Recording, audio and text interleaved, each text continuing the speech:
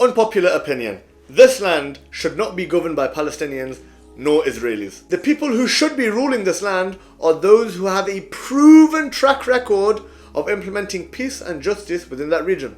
Now you're going to say I'm being biased here, but those who have governed this land the best, undoubtedly, undisputedly, have been the Muslims. Jerusalem and the surrounding areas came under Islamic rule during the Caliphate of Umar radiallahu anh, who signed the Umari Treaty granting the full rights to the Christians to practice their religion fully. The Church of Churches, according to the Christian view, the very place where Jesus, peace be upon him in their view, was unalived and then buried and then resurrected, occurred in this very church, the keys of which were handed over to two Muslim families. Till today, the Muslims have been entrusted with these keys so as not to cause infighting between the different sects of Christianity.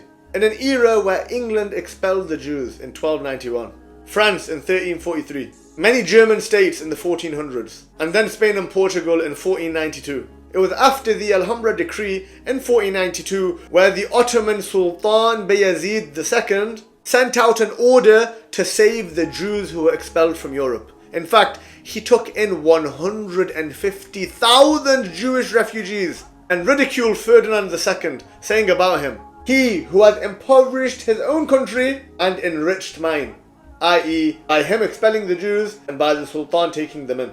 This is how they viewed it. This is how they viewed accepting in Jewish refugees. They saw it as an enrichment.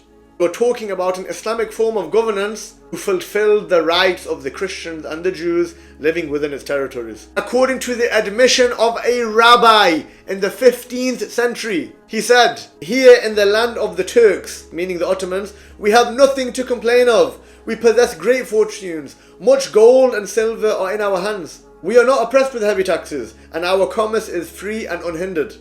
Everything is cheap, and every one of us lives in peace and freedom." This is according to the admission of a rabbi. I challenge the viewers, I challenge anybody listening. Can you name me a form of governance, a political system, an ideology that has given so much peace and justice to the minorities living within its own territories? How then can one argue that this land which we speak of can possibly ever be ruled by any form of governance except the Islamic form of governance? Who else has ruled that land? The Romans, who exiled the Jews and treated some of the Christians even with persecution. The Crusaders, the ones who expelled everybody else and committed heinous crimes during their conquest and during their government.